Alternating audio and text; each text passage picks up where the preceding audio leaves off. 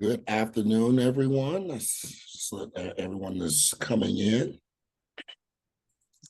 I'll give it a couple of minutes to give people a chance to get in, and then we'll go ahead and get started.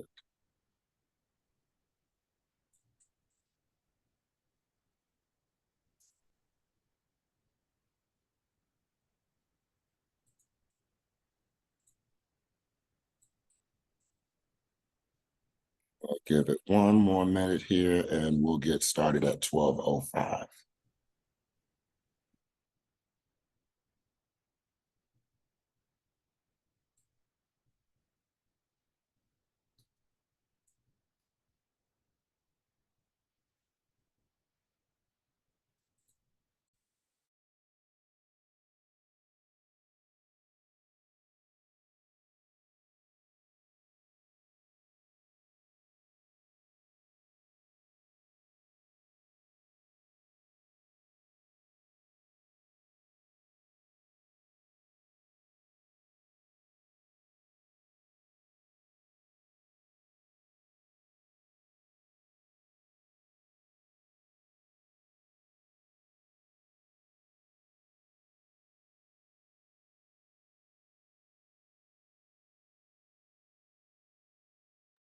All right, good afternoon. Again, welcome to everyone who's joining us for this Solar 101 presentation for our DMV Fall Solar Switch campaign. This afternoon, we are joined by our partners from Fairfax County, Mr. John Moore. And so we're going to open up with some housekeeping, then we'll hear from John, and then we'll go through a brief presentation. You can go to the next slide.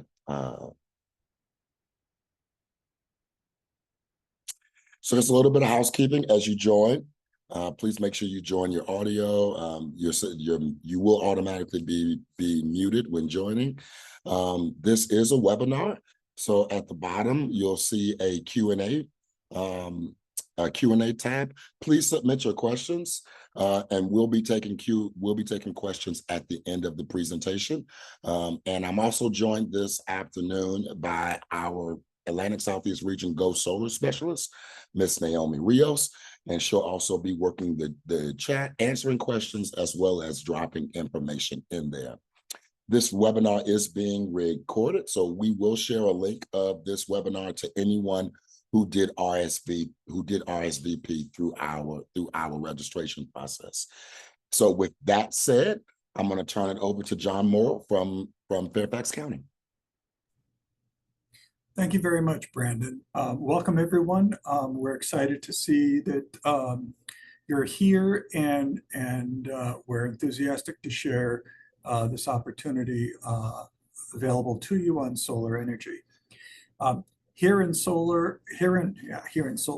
Fairfax County, we are hard at work promoting solar. We're putting solar energy systems on county buildings. We have over half dozen systems on county buildings, and it's growing. We see them on an increasing number of homes. We see them on an increasing number of buildings and commercial buildings. And we're very happy to say that the county offers waived permit fees for solar installations, and also tax exemptions for solar equipment on your home in the form of a real estate property tax break that's available for 5 years. In addition to the federal solar investment tax credit, which the presenters will be going into more detail on. You can scan the image there, or here on our website. We've got a number of ways that you can keep in touch with Fairfax County's Office of Environmental and Energy Coordination to stay up to date on the programs we're offering, the activities we're sponsoring, and just general information to help you out. Thank you, and back to the Sun team.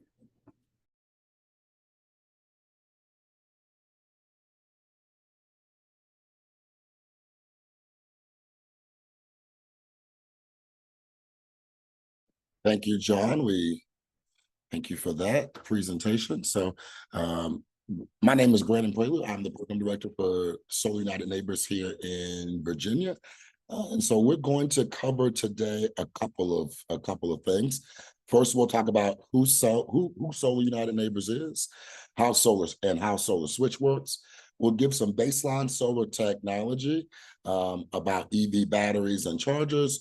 We'll also talk a little bit about solar economics. So first, who is Sun?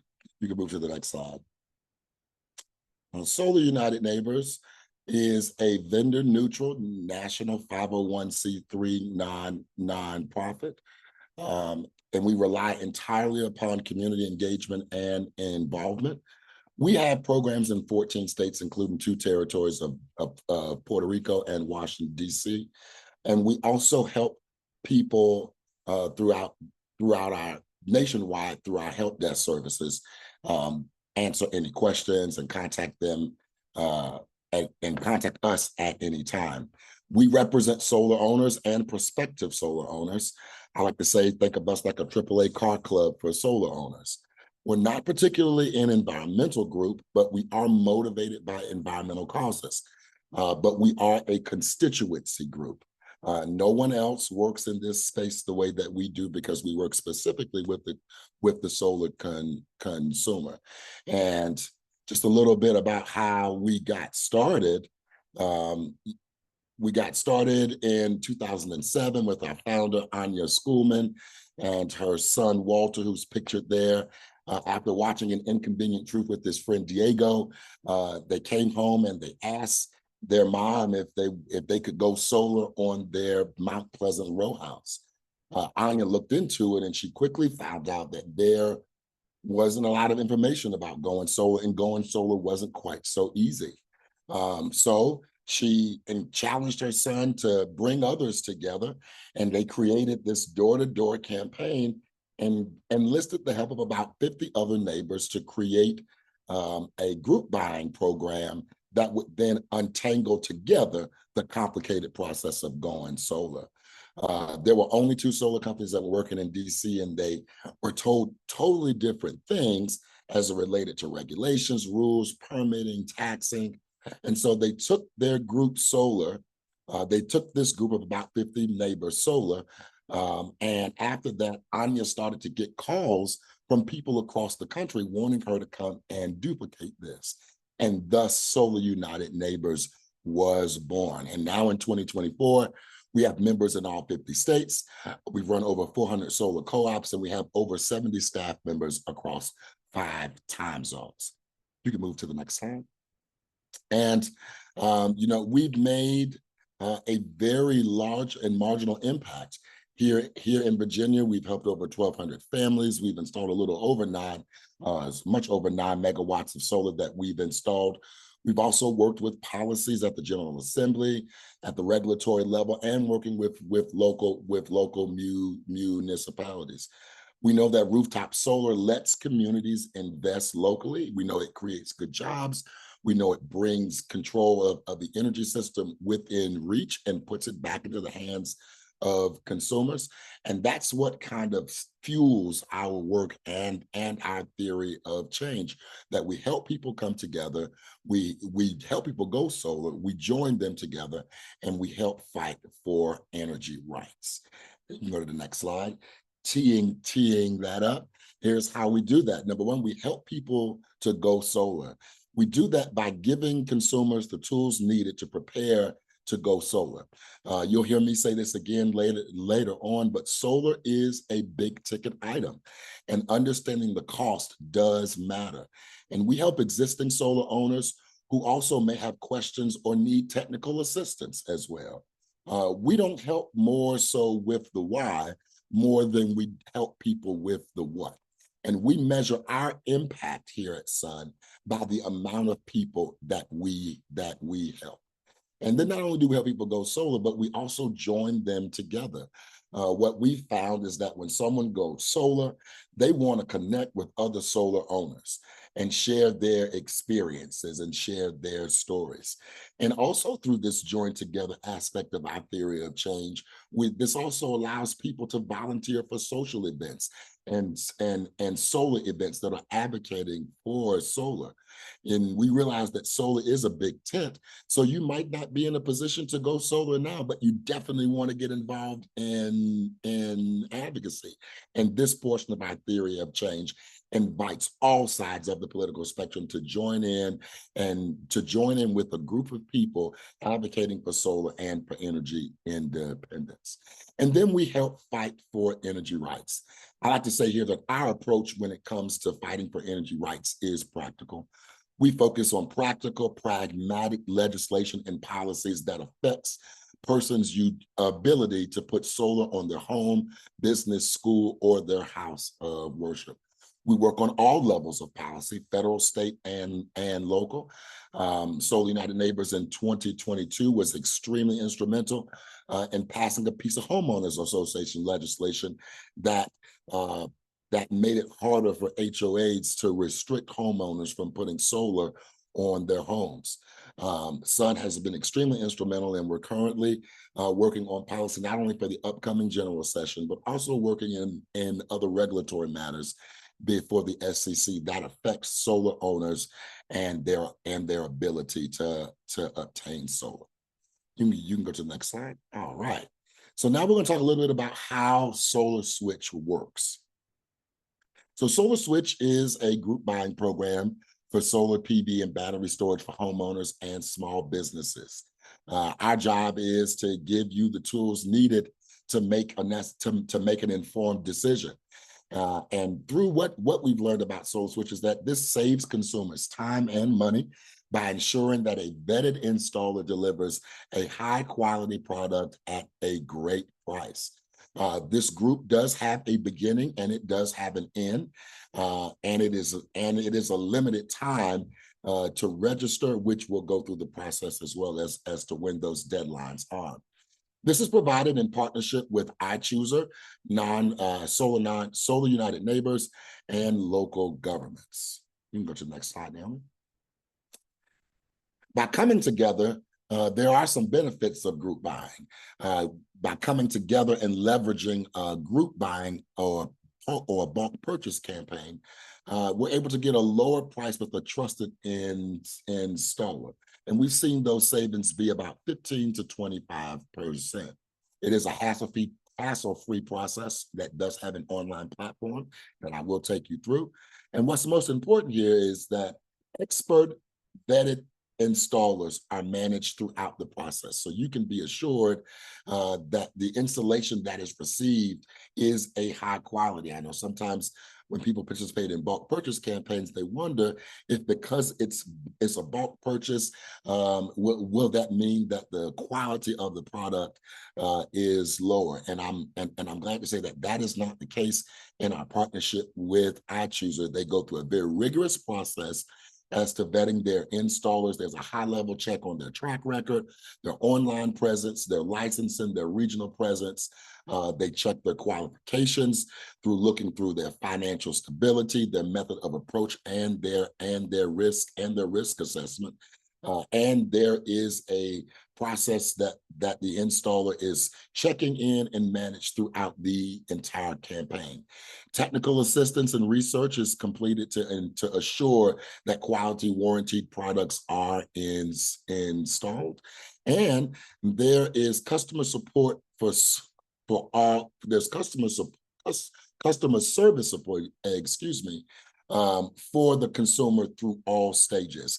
Not only will you be able to reach out to iChooser via an 800 number to their customers line between 8 a.m. and 6 p.m. Central Standard Time, Monday through Friday. You also have the full access to the Virginia Solar United Neighbors team to be able to assist you as well throughout this bulk purchasing campaign. So why Solar Switch? Solar Switch, because as I said, it is a voluntary buying group. It's a voluntary buying group. So there's no pressure to join.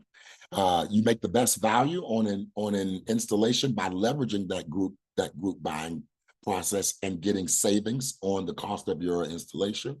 You're going to get the necessary tools to make an informed decision. You'll have the ability to connect and help others through advocacy. Maybe you're not in a position to go solar now, but you are in a position to advocate to those that you know may want to go solar, and by sharing this buying group with them. It helps to scale our frequency and our size of our groups, which has a huge impact on our regional impact in the DC, Maryland, and Virginia area. We're proud that you can go back real quick, Naomi. We're proud that this is now going to be our 4th iteration of this campaign, and we just learned that we have reached over 1,000 signed contracts regionally since we've started working this solar switch program in our capital area. And we do enjoy the partnership not only of Fairfax County, but also Arlington County, Frederick County, Montgomery County, Howard County in Maryland, as well as the DC Department of Energy. So by joining this group, you are helping and joining in on making a regional impact by allowing solar to be deployed to homeowners and small businesses on a much larger scale. You can go to the next slide. Right now, these are the current registration numbers in this fall campaign. As of right now, these current registrations, we're at 207 in Maryland. At DC, we're at 214. In Virginia, we're at 403. And in Fairfax, your share of that number is 244 registrations. So good job. Let's keep that up. Post this on your social media, share it with your network, share it with your friends and your families and your neighbors, and have them sign up for this program if they're interested in going solar. So now let's take a look at what the process of going through the Solar Switch program looks like. There'll be 4 distinctive periods. One will be registration, then you'll get a personal recommendation, then there'll be a decision to make, and then there's the installation or solar switch. All right, you can move to the next slide. So it's going to be a simple registration process. To begin, you'll be asked to provide a few details about your home and about your roof. This will help this will help iChooser to start a preliminary offer before they reach out to you. You can move to the next slide. You also fill out some contact information, and you can be assured that all of your data does stay with the partners of the program and is not sold. At this point, you're registered and you do not need to do anything else. We've already held the auction to choose the installer. And then after this, you'll be provided on the next slide with a personal offer and a personal recommendation. This will be sent via email and is stored on the website. This offer is going to be tailored to your house based on the information that you provided during the registration process. And it aims to provide as much information as possible, such as estimated costs, incentives, and timelines to help you make a more informed decision. Now, after you get that personal offer, your next step in the next slide is going to be a decision or a deposit. Once you get that personal recommendation, you'll be redirected then to accept that payment or accept that proposal by posting a fully refundable deposit of $150. By accepting this offer, that is by accepting the offer and posting the deposit, this signals that you're willing to move forward and that you're serious, and gets you in line early of the queue of other consumers who are looking to go solar. By posting the deposit, this also helps the partner, iChooser, to weed out those who are serious about moving forward now. And this $150 is completely refundable throughout the whole process. If you make the deposit and then further in the process decide that maybe it's not a good time for you, or there were some other factors that are now keeping you from going solar, that $150 is fully refundable to you. If you do decide to continue the process and you do go through with the contract signing and with the installation, that deposit will be put towards the cost of your install. And so next, I just want to mention a little bit about the quality of the warranties. I did talk about quality control a little bit earlier, and this is just to understand that in this program, iChooser does have a standard set of warranties that they make sure each installer must include if they were to work in this buying group. Number one, there'll be a product warranty of 25 years on your system and a minimum of 12 years on your inverter. And we'll talk about what those things are here in just a couple of slides. There'll be a workmanship warranty with a minimum of 10 years, and there will be a warranty on the power output that's guaranteed by the manufacturer. What's to note here and the important takeaway is that iChooser makes sure they assure that their set of warranties that are going to be offered by the installer are at or above market standard. So you can have the assurance and confidence of knowing that you're going to be getting a quality product. You can go to the next slide. So this is a little bit about the Solar Switch timeline. As you can see, registration is open. That program launch started on September the 11th. Now, the close date for this Solar Switch campaign is November the 22nd. So you have up until the 22nd to register and make a decision. And then your personal offer acceptance deadline is November the 29th. So once you've registered and received a personal offer, if you've made that, you have up until the 29th to decide whether you are going to accept that personal offer. And if you do accept the personal offer, your deposit deadline of the $150 fully refundable deposit is on December 6th. And then once you have completed that, the installer will reach out to you and give you more of a succinct timeline on when your installation will begin and what the timeline for that will be. But just note here that the registration date for this particular iteration closes on November the 22nd. So if you're really interested, please make sure that you register for the program by November the 22nd. All right, let's talk a little bit about some solar tech, just to give a baseline understanding of what some components that you're going to see, not only on your not only on your proposal, but how kind of the whole system comes together. So today we'll be talking about solar photovoltaic, which converts solar energy into electricity. There are other forms, but today we're going to be talking specifically about solar PV. You move to the next slide. So first piece of the component of this puzzle are your panels. So in this photo, you see on one side, you have a panel and it shows the breakdown of how that panel is made. And panels are generally about 3 to 5 or 4 by 6. They weigh about 40 pounds. It is a silicone dominant technology. And these panels are measured in wattage. Now, to the right of that, you see a solar array, which are multiple panels or modules together create a solar array. These panels generate electricity in a direct current, and then we'll talk about how that direct current gets inverted into alternating current to be used into your home. You can go to the next slide. Some important terminologies to understand here, that your electricity production is calculated in kilowatt hours. And this system, I lost the presentation. All right, there we go. Go back for me. There we go. And so your system is measured in kilowatts, and your electricity production is measured in kilowatt hours. And so the average size, so think of this as your it talks about your energy production and the capacity of your system.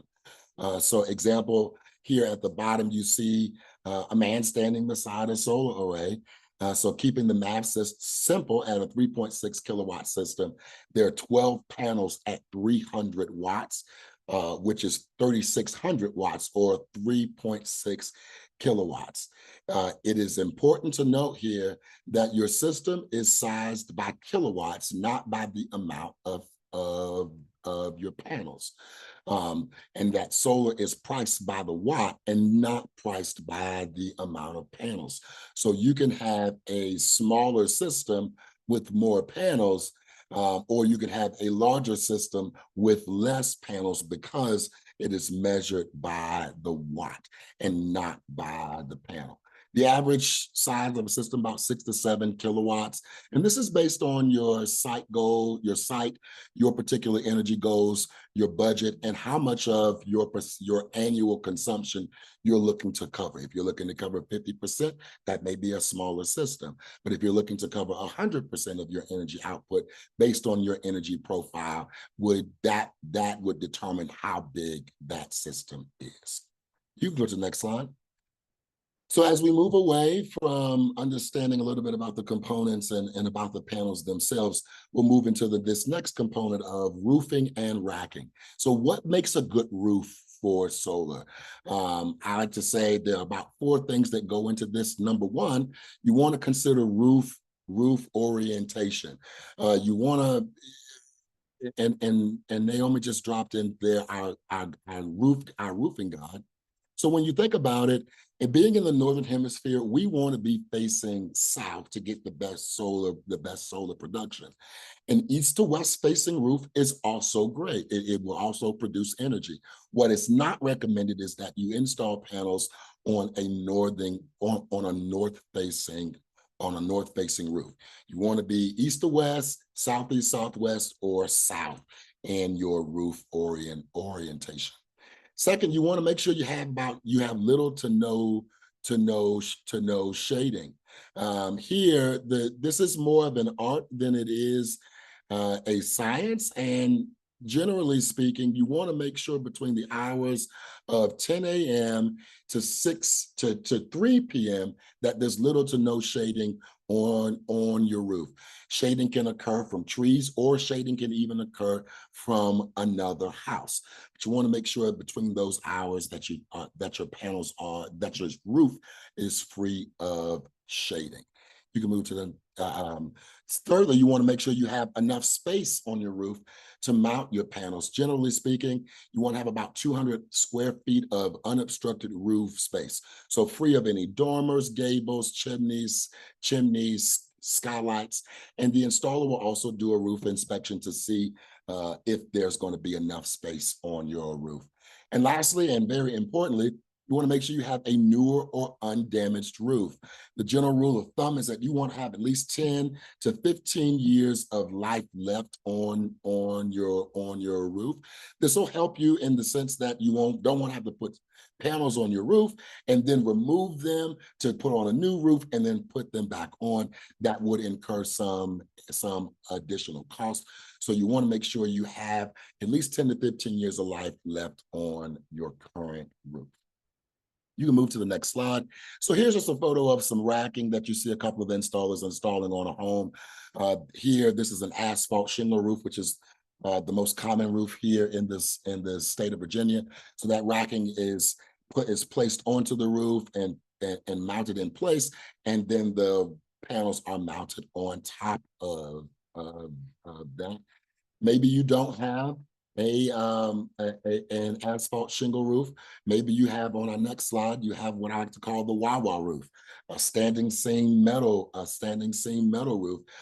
Here, this roof type racking system does not have any penetration. There are clamps that are put right on the seams that gets the racking in place, and then the solar panels are mounted there. If you had a flat roof, which I don't have pictured here, that would also be another good option, because with a flat roof, the pitch of your roof and the orientation would not affect you at all. You could mount that system and face it in whatever way possible. If you have a slate roof, I'd let your installer know, because most installers either don't work on slate roofs or they have an upcharge to do so because it's a little more of a complex install. So if you have a slate roof, I would immediately let your installer know and see if they do install on slate roofs. Maybe you don't, your roof is not in, you don't have at least 10 years of life left in your roof, or maybe the orientation is facing due north, and you say, well, hey, I still want to get solar. Is there a way? There's also the possibility of a ground mount.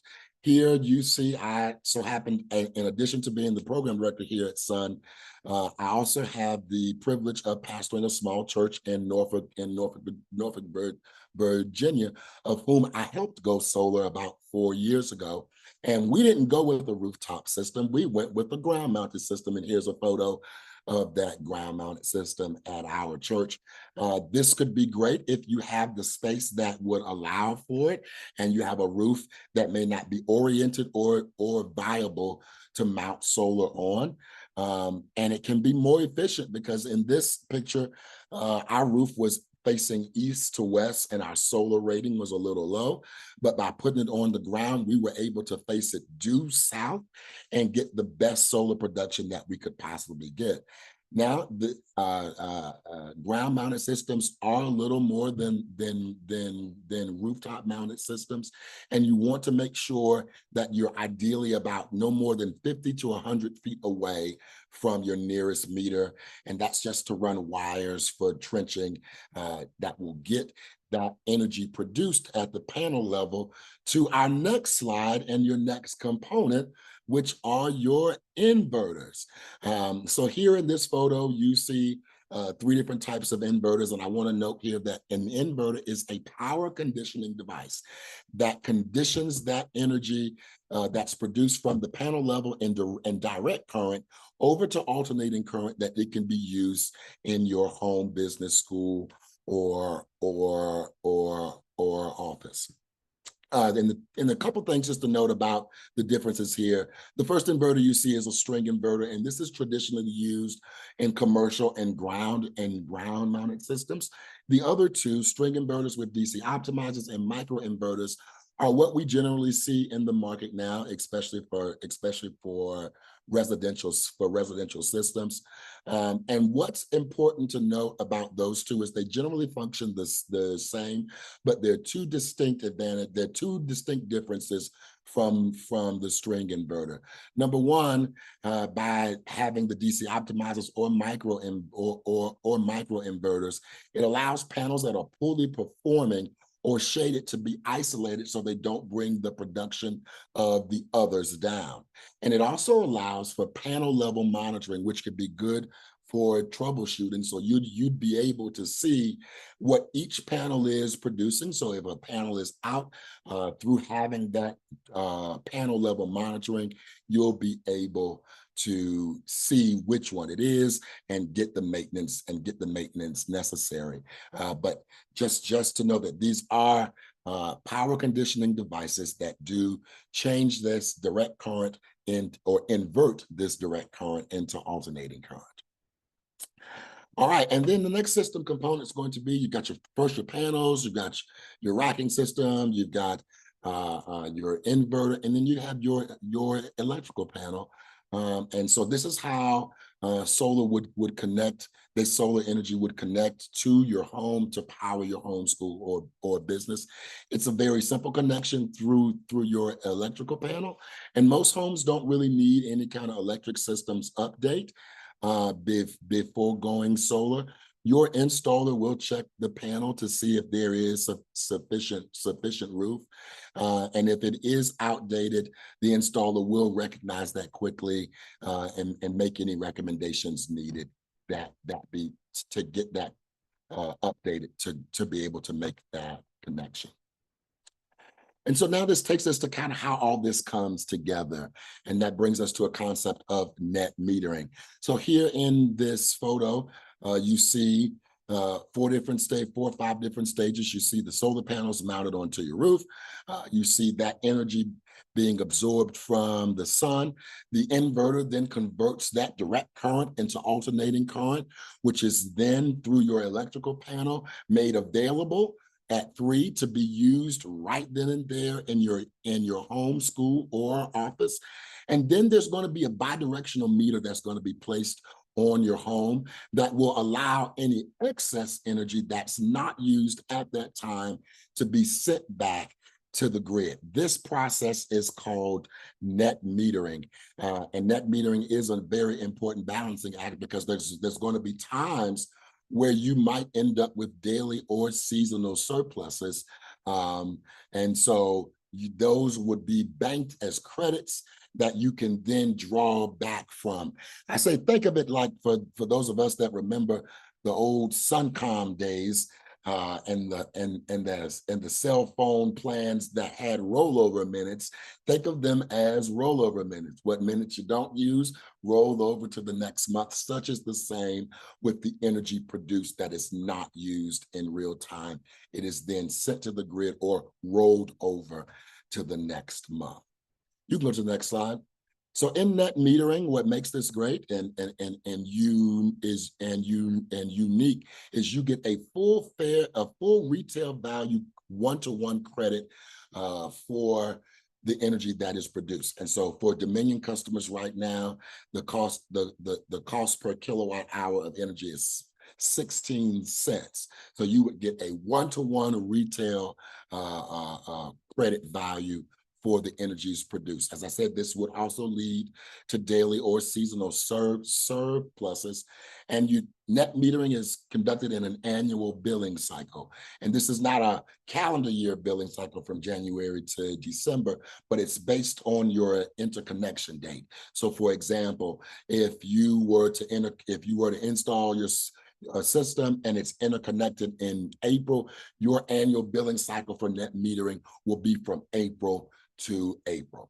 And this and net metering allows for a percentage of annual offset based on the energy that you produce. And so in this next slide, you'll see that here's kind of what that looks like for an example. So let's say that you in 1 month consumed 350 kilowatts of energy and you produced 250 kilowatts via solar. On your electricity bill, you would pay only for 50 kilowatts of energy.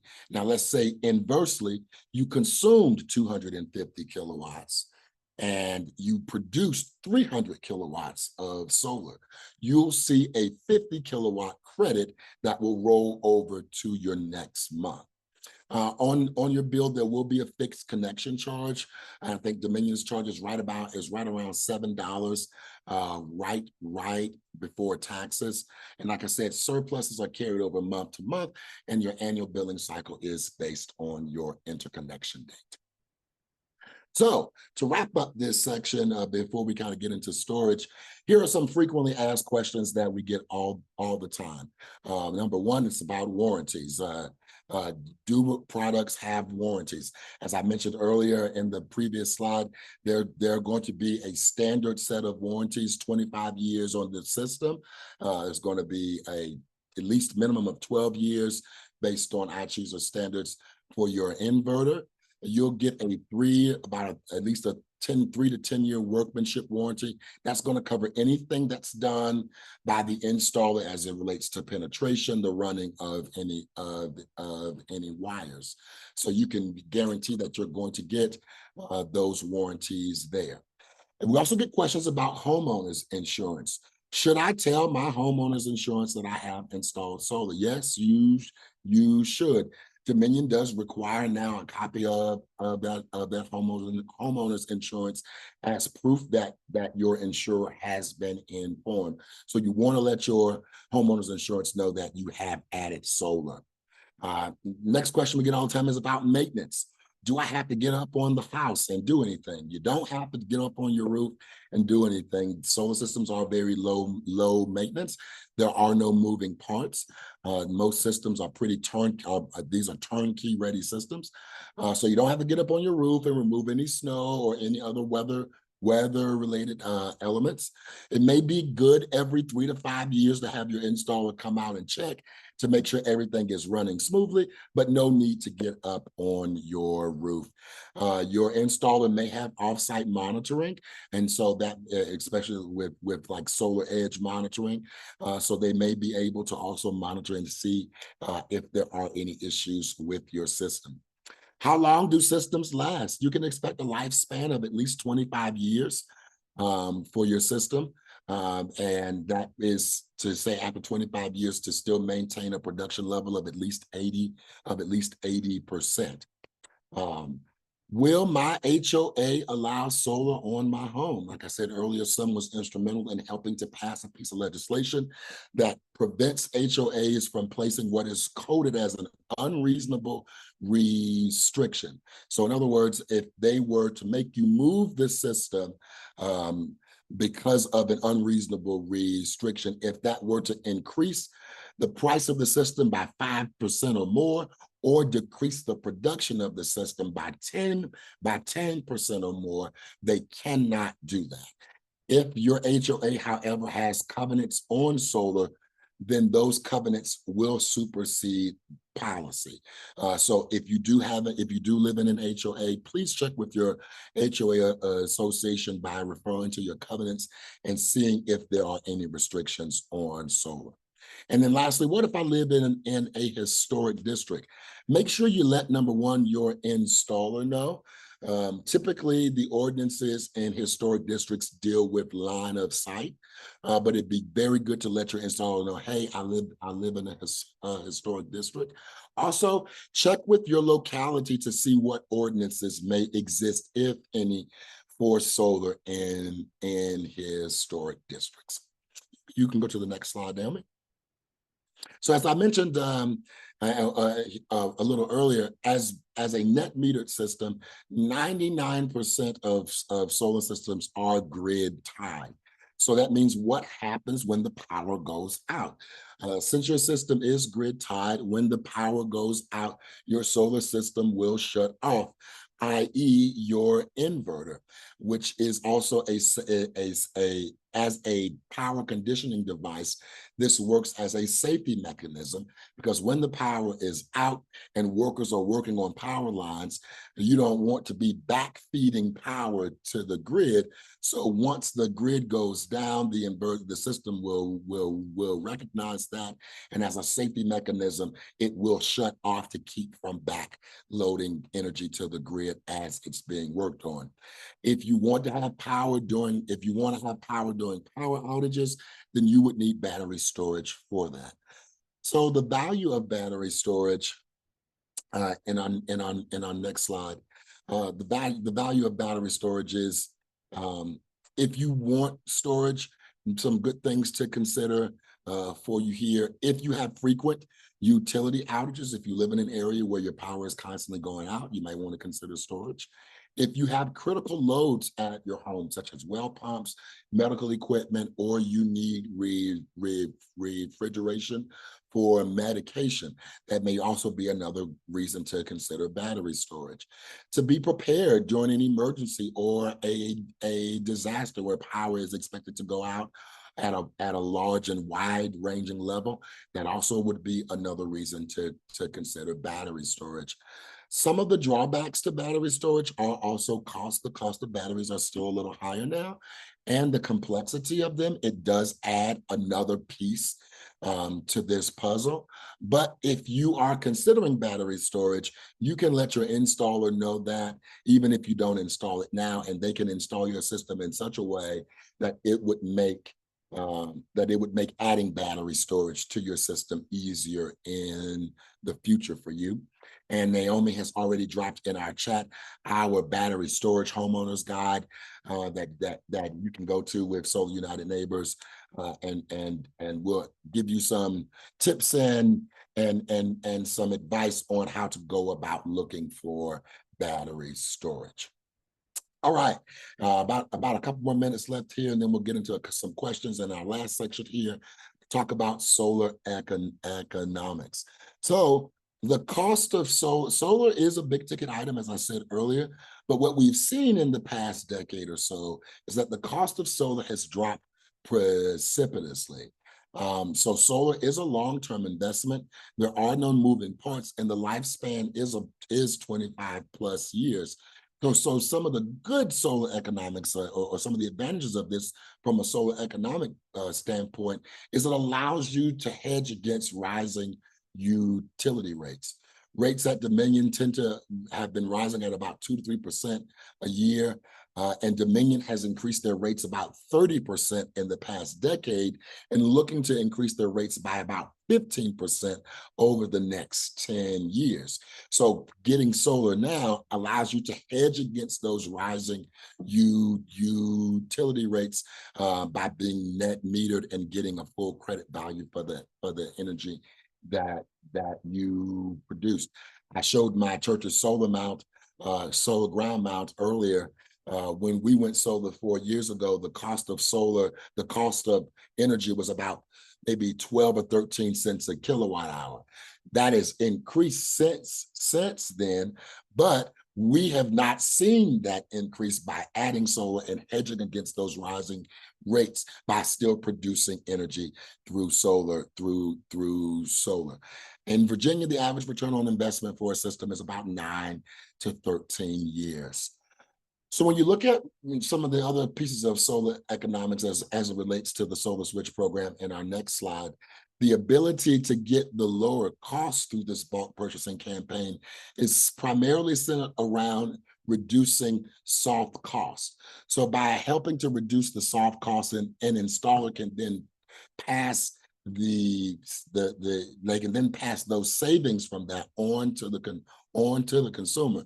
As you can see in this graph, a lot of an installer's overhead comes from soft costs. So getting leads, getting to consumers, marketing.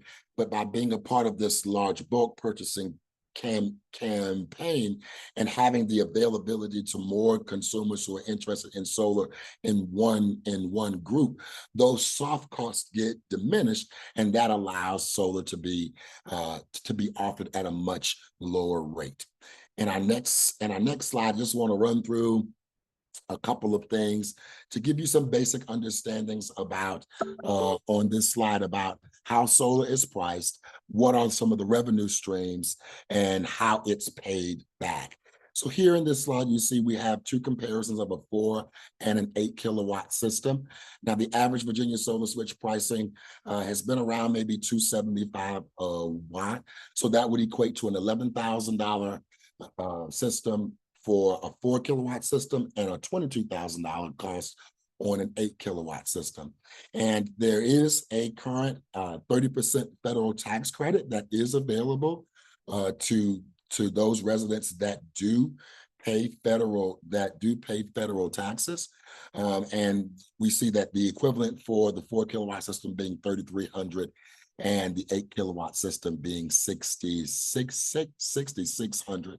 You would file for that tax incentive in the tax year that your system is interconnected. So that would bring the cost down on both of those. Now, below that, you also see some estimated electricity savings, and that's based on current rates. And then there's another additional revenue stream, which is unlike the federal tax credit, which is an incentive tax credit, solar renewable energy credits are a production-based incentive that gives you a certificate that has a value based on the amount of energy that you produce over the course of the year. Naomi just dropped our SREX guide in the chat. You can ask your installer about this, and they can help you get set up with a brokerage firm that'll be able to sell those SRECs or trade on them in the SREC market. The cost of the value of SRECs in the state of Virginia right now about $30 to $40. So depending on your size of system, you may see anywhere between $200 to $400 a year in the sale of those solar renewable energy credits. So that in addition to your return on investment by hedging against rising utility rates. This is just another way to help with the payback of your system. You can go to the next slide. The federal tax credit is no longer reducing through the Inflation Reduction Act. It's been bumped to 30%, which is a rise from the previous 26%. So you can take that federal tax credit and you can roll it over for up to 5 years if you've not created enough tax liability in your first year to cover it. You can defer it and roll it over for up to 5 years. And next, there might be some financing options that you can look at to finance your system. You could look at either a HELOC on your home or some kind of finance option. There are also other types of loans that your installer may be able to offer. They may have their own financing. And then those members of the program can also take advantage and access access capital from the Clean Energy Credit Union and the Community First Credit Union, which are two financial institutions that focus on renewable energy lending. And so there are a couple of ways that you can also finance your system if you didn't want to pay for it outright. And so on our next slide, before we take some questions, what do you do next? What do I do next? So this is all great information. I've learned something. I know about the timeline. I know how solar works. What do I do next? Now you join the program. Now you sign up and register and become a registrant in this program and start to go through the process of receiving your personal offer for your home. And Naomi just dropped the link to the solar switch registration for Fairfax County in the chat. So, and maybe you're not ready right now. Maybe this is not a good time for you, or maybe you're not in a position where you don't own your own home yet, or you can't, but you're eager about having others learn about how they can get solar on their home through this program. You can share the link with them, tell your friends and your neighbors about this program, and let's join together in making solar happen. Now I'm going to pause here and start to take some questions. So Naomi, I see Naomi's been busy in the chat. Yes, Elaine has a question. She asks, what if you have many expensive upgrades needed before installing solar? I need extensive electrical, potentially a service line upgrade, new box, and a new roof. These are things I would need to do anyway, but I would like to make sure I'm doing the most practical way and could use guidance to guarantee that. Absolutely. I think, Elaine, in that the most important thing is going to be a roof, especially if you're looking to do a rooftop mount. That would definitely need to be essential as it relates to adding solar.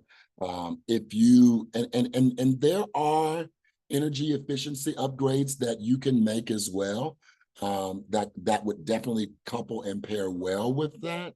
And you may want to make those first. I've seen consumers do it the other way. I've seen some add solar if they were able to do it at the time and then make energy efficiency upgrades. At my church, we did it that way. We added the solar system first, then we went through and did some other energy efficiency upgrades after the fact. So it's just going to depend on what some of those upgrades are going to be for you and where you may be in your pursuit of going solar. And, I say this, it's okay if right now is not a good time, but to be able to be a part of the program and get the information needed, so when that time does come, you're able you're able to kind of know what to expect and kind of know what you're getting into. And I just pause right there to say, if that's not a good time and there's some other things that you want to do first, Solar United Neighbors has a free national help desk that will also help you through if you want to go solar outside of this program, because right now might not be a good time because of some other upgrades to do. But in that line of upgrade, I would definitely say that the roof, if you're looking at a rooftop mount, making sure that there's enough life on that roof is definitely going to be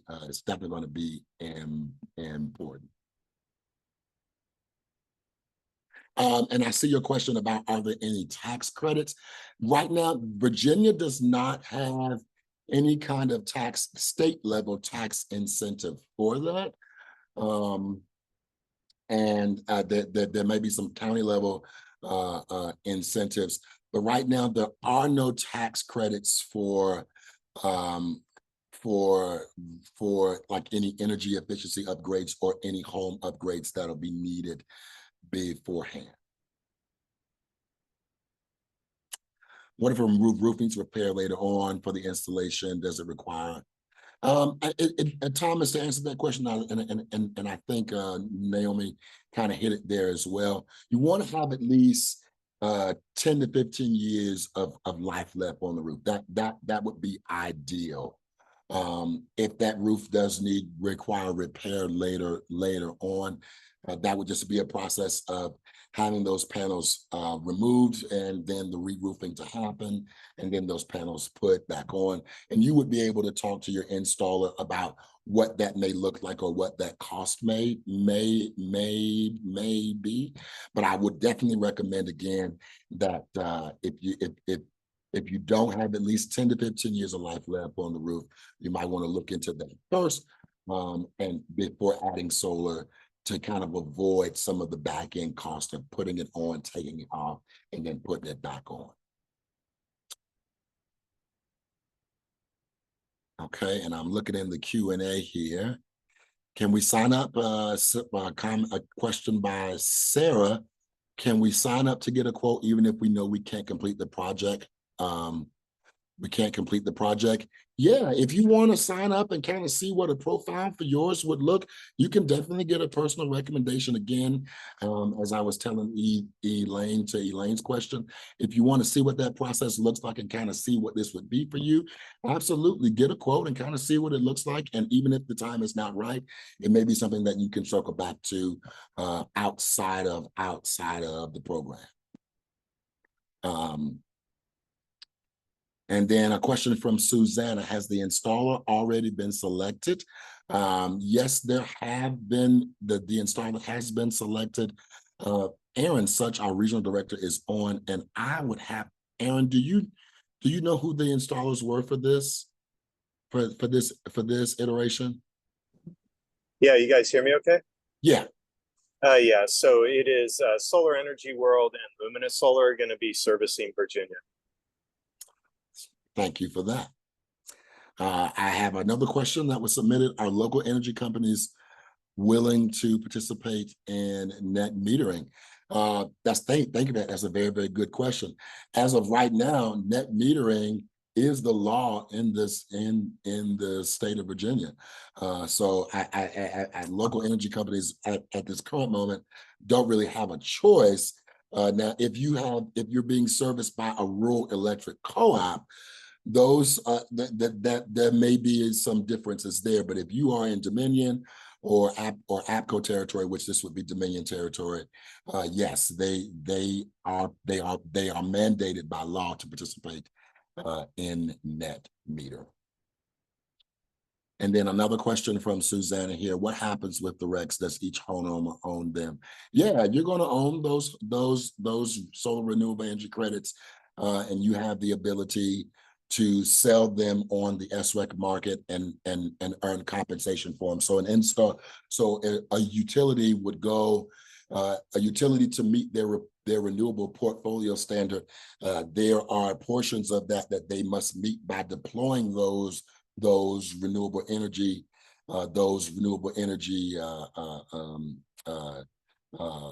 systems such as wind, solar, and then in addition to that, what they don't deploy, they can meet by purchasing purchasing renewable energy credits from other systems that have been put on the grid.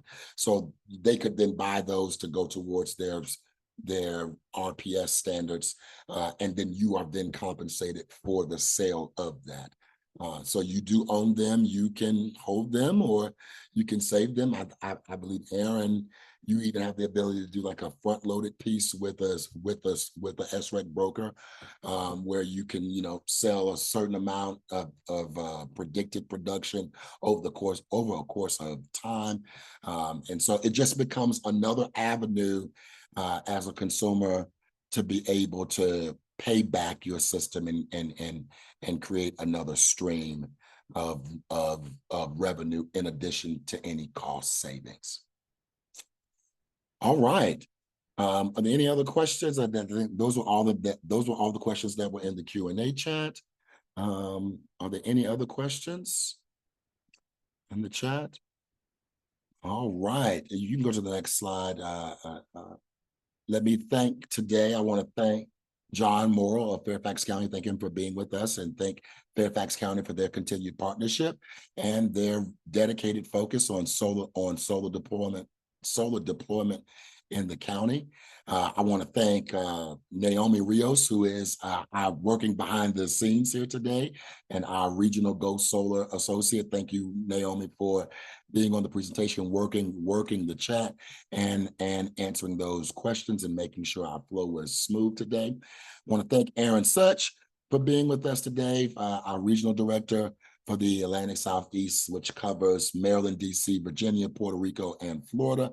And also thanks Sarah Giorello with Fairfax County for being on today as well. And then lastly, we thank each and every one of you for taking out the time today to come and to hear this presentation and to learn more about the program, to learn more about solar.